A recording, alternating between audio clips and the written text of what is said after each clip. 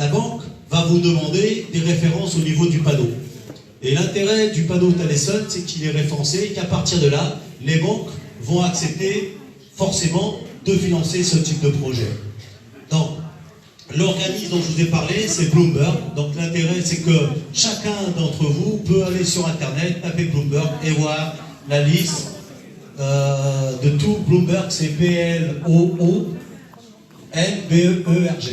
Alors Bloomberg n'intervient pas uniquement au niveau du photovoltaïque, ils interviennent aussi à plein de niveaux, même au niveau financier, enfin à plein de niveaux, pas uniquement au niveau de l'énergie. Alors, en Tunisie, Thaleson fabrique différents types de panneaux, mais en Tunisie, nous, ce qu'on va retrouver essentiellement, ce sont des panneaux polycristallins. Pourquoi le panneau polycristallin plutôt que le panneau monocristallin? C'est tout simplement parce que le panneau polycristallin va mieux résister en fait à la température. De plus en plus, on arrive à des valeurs similaires avec le mono, mais le polycristallin reste toujours aujourd'hui plus favorable. Mais maintenant, on va développer de plus en plus aussi du monocristallin, parce que le développement du photovoltaïque se fait essentiellement et beaucoup plus dans le nord, dans la partie nord du monde. Mais c'est vrai que de plus en plus, on va aussi voir un développement en Afrique, où là, on aura vraiment besoin d'avoir des panneaux qui résistent beaucoup mieux à la température. Au niveau des panneaux, on va retrouver des panneaux 60 cellules encore, ou des panneaux 72 cellules. En termes d'efficacité, c'est pareil. En termes de rendement, on ne parle pas de rendement du panneau, on parle de rendement surfacique. Quand on a un panneau de 335 cellules, en fait, on a 335 watts, on a 72 cellules. Donc on aura 12 cellules de plus que le 60 cellules. Mais par contre, on aura pour les deux un rendement d'environ 19 à 20% aussi. Donc c'est pareil en termes de rendement. Le panneau est plus grand, mais le rendement plus ou moins est identique.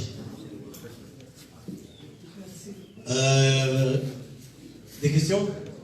Non? À tout à l'heure. Donc l'intérêt, c'est qu'avec un panneau de qualité, tous les fabricants plus ou moins vont vous donner les mêmes garanties. D'accord? On va dire qu'aujourd'hui, c'est plus ou moins, lorsqu'un fabricant lance un panneau, s'il veut pouvoir vendre son panneau, il est obligé de vous donner les mêmes garanties. Donc c'est vrai que on ne peut pas aujourd'hui se fier simplement à l'information que vous donne le fabricant lui-même. Il faut pouvoir vous-même les vérifier.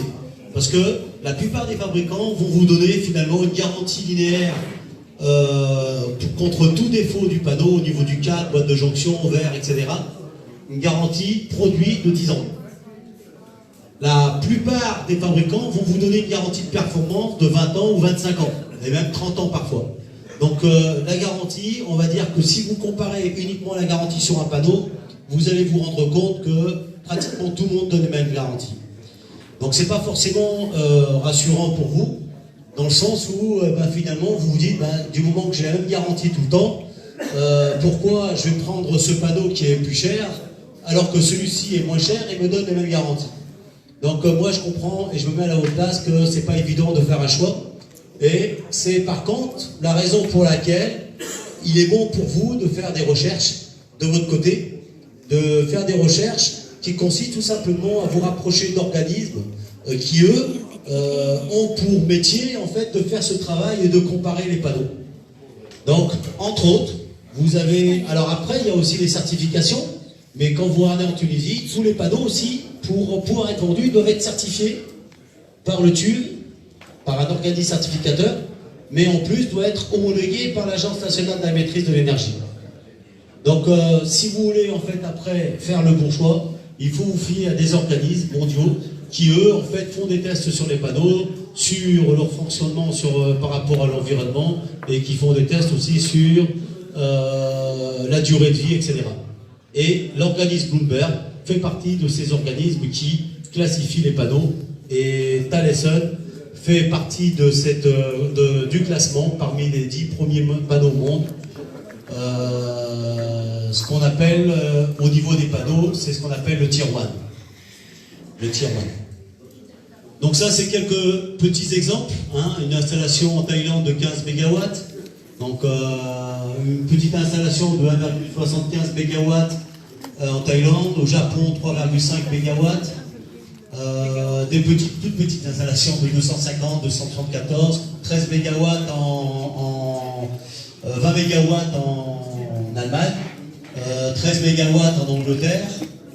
On va retrouver du 20 MW aussi en Angleterre, 14 MW en Angleterre. Toutes ces installations ont été faites avec les panneaux Thaleson.